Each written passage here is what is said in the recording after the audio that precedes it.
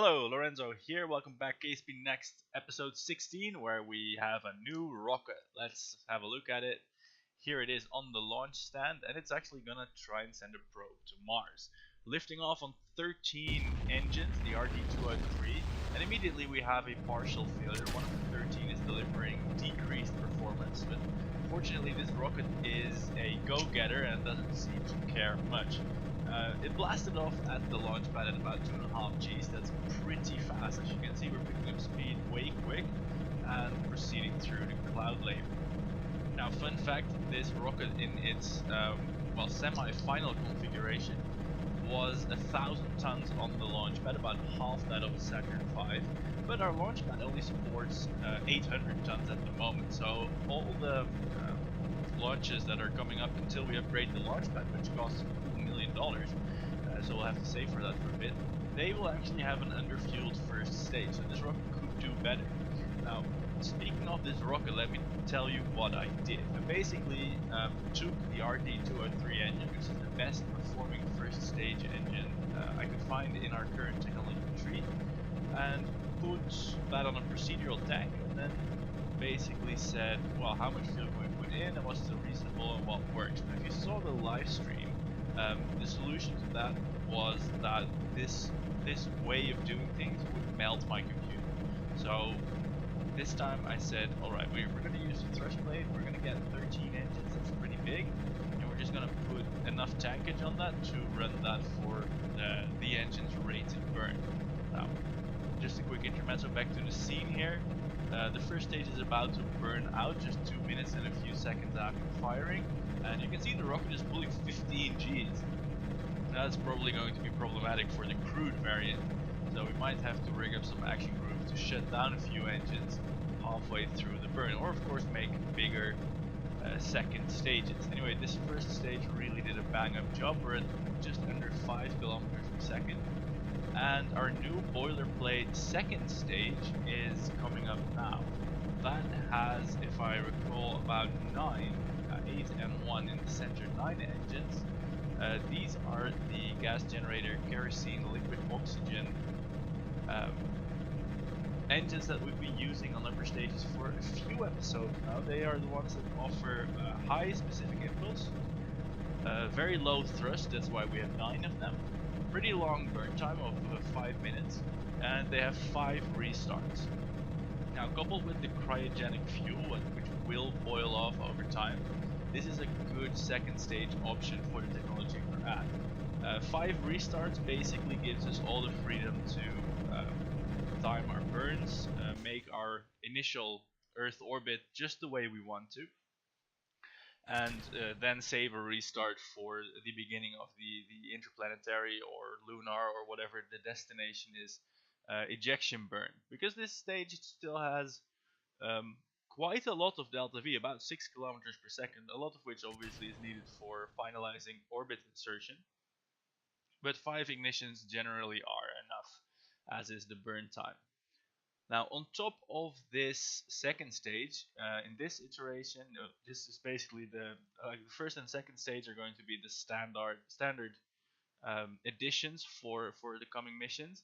And here we have a third stage that's built out of the AJ-10 engine. That's a pressure-fed upper stage engine that uses a service module to, get its juice. And basically, it being pressure fed and mounted to a service module tank means that it has infinite restarts, is what I'm trying to say. The trade-off for that is that the tankage is a fair bit heavier, and the specific impulse is low at about 270 seconds. That's even lower than the first stage. But the propellant is storable, and that means we can save a lot of it for burns around Mars, even months, perhaps even years into the future. So that makes it a very valuable upper stage.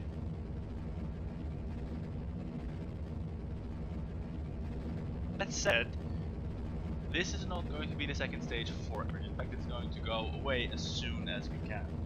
You see, what I want to achieve with the probe launches to Mars and later Venus in the Observant viewer will already have noted that in the lower right of the screen there is in fact a Kerbal Alarm Clock window for the Venus launch window, and we have built in the background quite a slew of these new boosters. We can shotgun them pretty much everywhere, and we're gonna need to, because as I said, we need to save up $1 million to upgrade our launch pad so we can build even bigger versions of this, so that we may eventually transport the entire Kerbal population into outer space. But first things first, talking about the second stage. See, this one works. It's got 6 kilometers per second of delta V. It's got decent efficiency. It's got decent restartability, but it's still kerosene. It's still liquid oxygen. Well, actually, liquid oxygen is fine. Just deploying the antennae and the solar panel here, by the way. New solar panels from the Electrics research node that will, well, power our antennas to victory. Yeah, so the probes to Venus, the probes to Mars will radio back shitloads of science, and we're gonna use that to research liquid hydrogen, liquid oxygen engines, hydrolox engines. Now the problem with that is in the hydrogen. Actually, well, you know, the power is in the hydrogen as well, because it's very light. This makes for a very efficient propellant. There's almost no dead mass. Everything of it combusts. The exhaust products are very light, and this gives it a high specific impulse. Hydrogen, being a very, very small atom, is also quite a pain to work with. It's in fact so small that no tank made of matter can contain it. Think about that for a second. If hydrogen is the smallest molecule, if you're gonna build a tank wall out of different molecules, and you have to, because you can't build like a solid hydrogen tank, that's not been invented yet, the hydrogen is gonna leak out. Slowly, but it will. Doesn't matter how you build it, if you build it out of matter, we don't know any other way to do it, the hydrogen will leak out. And that's even if you cool it perfectly. There's also boil-off problems, just the same as with liquid oxygen, but that still can be contained by matter at least. So hydrogen is a finicky beast, and that makes the boil-off problematic, especially for longer range rockets, which are really not feasible to do with hydrogen propellant at this point. So we will use that as a second stage. We'll use beefy first stage, basically whatever we can find that will produce a boatload of thrust. Then have a second stage that's efficient with hydrolox, and then a third one that's storable and versatile and reliable. That's the most important one for third stage engines.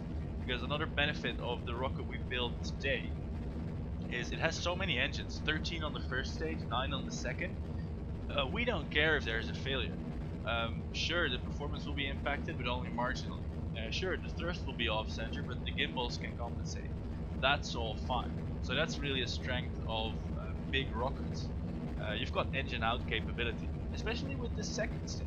If the mission profile demands it, we can shut down like 3 engines here, keep their burn time for later, keep their ignitions for later, and that way we have a very, very versatile second stage. So that's why I'm pretty happy with this design. Additionally, if you've paid attention, you'll see that in total this stack had like 15 kilometers per second of delta V. That's pretty spiffy already. I mean, sure, the payload is not that big. It's just a satellite with some science equipment, a radio, and a lot of solar panels. But you know, it's enough to get science points from a lot of the celestial bodies, and that's, well, what I'm doing now in the game is plotting maneuver nodes for Mars, which currently will be executed. This is about, I think it's only a few hours after launch. The liquid oxygen hasn't really boiled off yet, because even though it's not visible, one of the advances in the technology development have been cryogenic tanks. And they're not visible because they're just an option in the procedural fuel tank generator. But our tank is now cryogenic, and that means it consumes electricity to keep the cryogenic propellants from boiling off. Now, I haven't done any long duration tests with it. In like the first day after launch, I've not noticed any significant liquid oxygen boil off. I assume that will be different with the hydrogen. But anyway, so far so good. We've got new tech. Our rocket is launching to Mars. We've sustained failures. You know, at the launch, one of the engines partially failed. this didn't impact the mission in the slightest, so that's great. Now that's basically the whole first 10 minutes of the episode, waffling about our new rocket design and rocket principles that will power the next episodes to victory, to other planets, and to hopefully glory. Let's now take a look at the mission today and the state of the space program in general. We're currently looking at the rocket exhausting its second stage, working on a trajectory to Mars. We still have 4 kilometers per second in the whole stack. We need 1.2 kilometers per second, and then a finalization burn around the ascending node because our ejection angle isn't perfect.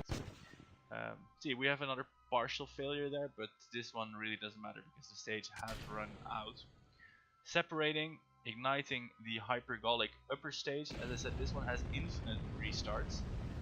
So even if you don't do the Elage burn properly, you can just try it again, which is really good for peace of mind. You don't want to ruin your engine on an expensive third stage booster. So here we have the final Mars insertion vehicle. You can't see it because it's night, but soon enough it will be day because we'll be leaving this planet behind, thus blocking us from the sun, and then it will be day for a very, very long time indeed because it will be headed for Mars. By the way, I always reduce the gimbal authority on these upper stages because otherwise I can see the nozzle going crazy and that just feels unrealistic to me. Anyway, this burn is almost over. It's about 400 meters per second more. There we go. It's been completed, warping away from the Earth, beginning the coast. And the maneuver node you can see here now is what I plan to do to finalize the insertion. The initial burn wasn't perfect. And what I want to show you here, we're now time warped far away from Earth. Our solar panels are keeping the batteries topped up. The fuel is storable, so, it's not going to boil off because it doesn't boil at these temperatures, which is great. But because we already did our main ejection burn, we're now already 25 light seconds away from the Earth. So here you can see me fiddling around with the flight computer, which has the authority to, the feature to execute maneuver nodes. But if you want to do like an Elage burn or orient the vessel with RCS, using the WASD keys is really unfeasible with like a 25-second delay. So you can use this like MechJeb like control panel and it will transmit the commands and show you which commands are actually in transit, and so you can estimate when they will take effect. I imagine this will be a nightmare when trying to land unmanned probes on distant bodies.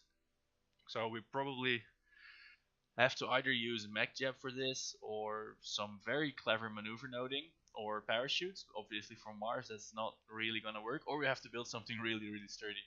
But yeah, that's going to be a challenge. I might do some reading up on the internet to see how this actually works. That said, it does feel more realistic controlling spacecraft through panels like these rather than WASD keys like a gamer.